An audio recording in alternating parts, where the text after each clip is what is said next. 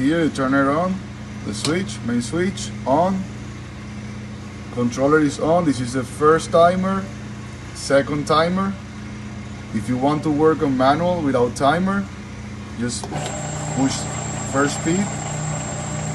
If you want to go to the second speed, no timer.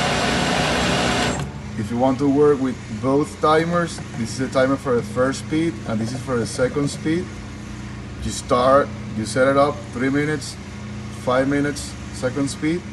You start on the first speed and then he's gonna switch to the second speed when the first timer is finished.